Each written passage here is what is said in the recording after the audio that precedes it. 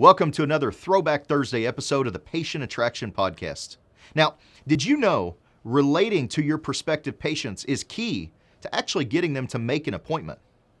Now, today, I want to take a look back at our February 15th podcast from 2014 that explains how keeping it real can get you real results.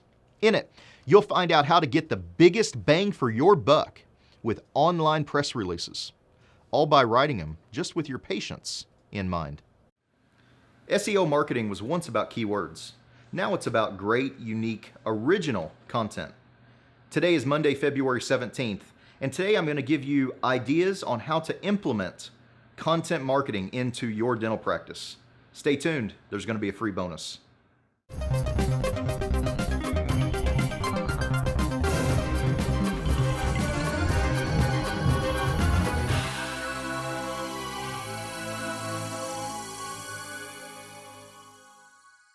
Press releases are a great way to get your name out there on the web.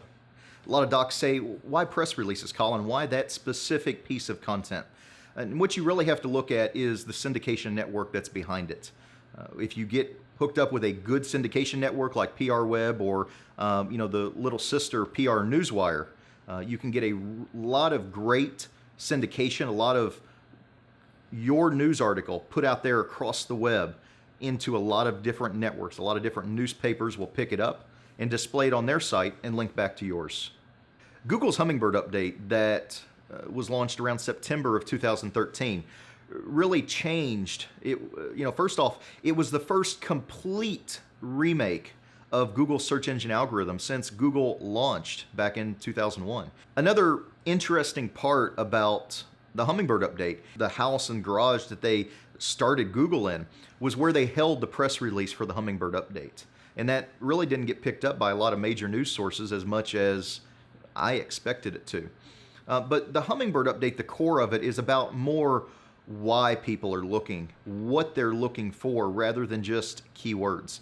And this is something that Google's been preaching for 10 years, that they're not interested in what you're searching, what keywords you're using. They want to know why you're looking for what you are searching for so that they can deliver better results. Now, in the early days of Google, they had a very low amount of tech behind their algorithm, and people could spam or fake the search results and get displayed high for certain keywords, even if they weren't very relevant. Nowadays, it's very hard to do, what's nowadays deemed as keyword stuffing or cloaking to get ranked highly. And especially with this Hummingbird update, it's becoming more and more difficult to fake your website to Google to get displayed. What Google has always wanted is websites that are super high quality, that deliver great content, great media. Forrester Research came out a few years ago. Websites with video are 53 times more likely to have a first page ranking. And that's exactly what Google's been preaching for 15 years. But with this Hummingbird update, with this complete overhaul of their algorithm, they finally have the technology behind their preaching. They can finally practice what they're preaching and enforce the rules and regulations that they want website owners to live by. What Hummingbird is designed to look for is authentic, original content.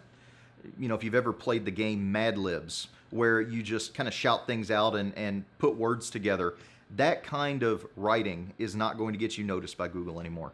Your press releases need to be thought out, and they need to follow, the 5 W's. Who, what, where, when, why, and then how. Your press releases need to address these points if you're going to get not only exposure through the PR networks, but if Google's going to pick up your stuff and they're going to pass that ranking power back to you in the form of page rank and better ranking, they need to be quality. You can't have guys over in India writing stuff that's, half in English and half in some other language and expect Google to give you any kind of bump from that. It's just not going to happen these days. Here's 5 important points that you need to address in your press release to make them a success. Timeliness. Write about things that are occurring in the past, present, or future. Make sure that it's an event. That's what a press release is you're writing about an event that's going to take place. or has already taken place. The second item is importance, and not importance to you as the dentist, but importance to the reader, your prospective patient. Why is this press release important to them? You know, a patient doesn't care that you went and got continuing education in Trudenta or pinhole gum surgery, or the Lanap laser technology. Why does that matter to them? Well, now you can save their teeth without extensive surgery as was required in the past. Now you can save their teeth with your new laser. Now you can fix their headaches and migraines. Don't focus too much on what you did or what certification you got. Focus on why it matters to the person reading. And there's a delicate balance between search engine optimization and readership that you have to achieve. It's got to be well optimized, but it also has to be readable, and it has to relay to your prospective patient why it matters to them and why they should call you.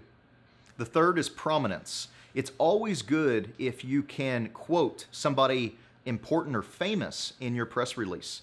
You know, if you're writing about Trudenta or fast braces or whatever niche you're in, quote somebody in the industry, and that's going to give you more credibility.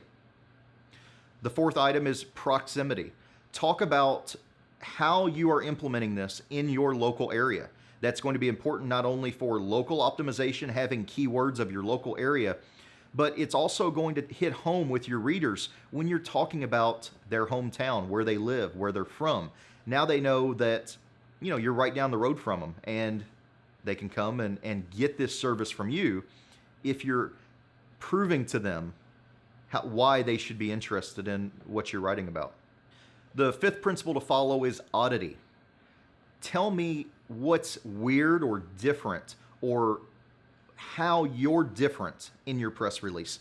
There's nothing worse than having a great press release, but it's the same as every other great press release. You've got bad press releases, and you've got good press releases, and then you've got great press releases. And if you can explain how you're different, or how this is odd, or you're the only guy in your area that offers this, and here's why that's important, you're going to have a lot more pickup of local news outlets to your press release, and it's also going to have a bigger impact on your patients. Now, at the beginning of this podcast, I mentioned that there was going to be a little bonus at the end, and the bonus for how to succeed with attracting the patients you want through press releases is to syndicate them through multiple networks. PR Web is kind of the big gorilla in the room, but they don't have a dominant market share. They've got the largest, but you can look at PR Newswire and PR.com, and there's several other press release syndication sites out there that have different networks than PR Web does. And if you really want to get a dominant presence, make sure that you're spreading around your press release dollars. Same as with your online marketing, a little pay-per-click, a little organic, a little local. With press releases, try a couple on this network and a couple on that network to get the best presence for your practice.